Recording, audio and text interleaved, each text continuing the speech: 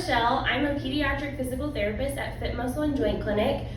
So on a daily basis, I get to work with kiddos of all ages. I see ones from as little as having developmental or musculoskeletal issues all the way up to athletes that are trying to return to sport or just kind of stay in shape and work through the summer and off season.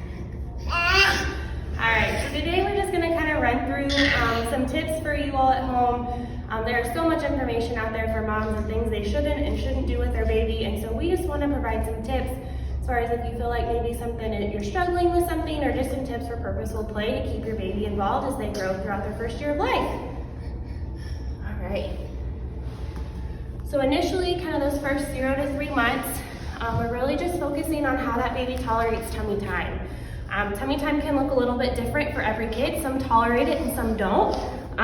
This little guy loves it, so he shouldn't be too big of an issue, except for he might crawl away on us. So really we're just looking at, can they bear weight through those arms? Can they turn their head side to side? Hold it in midline?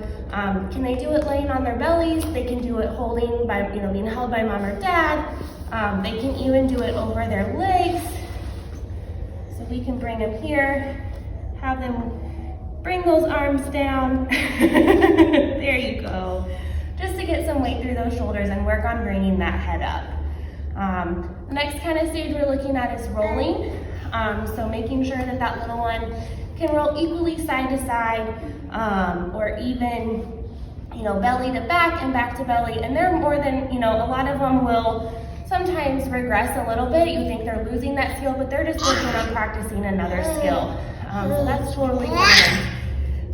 Once they get a little bit older, kind of in that 6-month range, we're looking at sitting. So can that little one sit up without support as they get to that 7-month range? Are they able to transition, as Conrad's going to show you, in and out of sitting?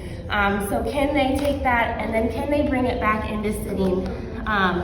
What we want to avoid is what we call a happy sitter. And so we don't want a little one that just sits and doesn't do anything else. We want to make sure that they're exploring their environment and that they're able to be on the move. As they get a little bit older, kind of that 8 to 9 month range, they're going to start to initiate crawling. So we want to make sure they're in that hands and knees position. So there's lots of cute different variations of crawling out there. We have the one leg up, the scooting on the rear end, and as cute as those may be, we do really want to make sure that they get into that hands and knees position, so they can, for further gross motor development, bilateral coordination. Come here, bud.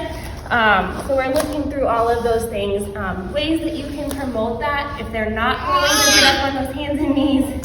Is again going back to putting them over your legs. So that hand is down, you can push their knees down into the ground over here. You can even put them down in front of you. Using those hands, you can kind of help promote that hip position, also that they'll get in that. Once they're crawling and they've got that under control, then we're looking at, can they pull up? So it might be pulling up to knees at first.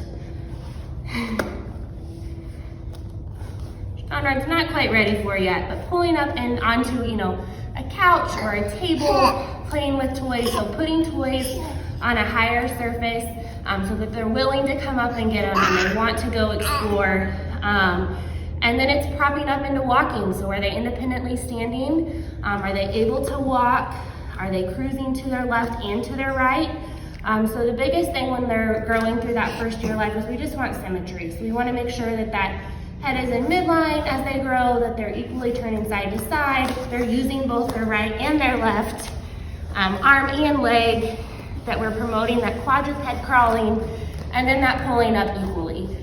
So, anything like that, if you have any questions or concerns, that's where a pediatric physical therapist can come into play.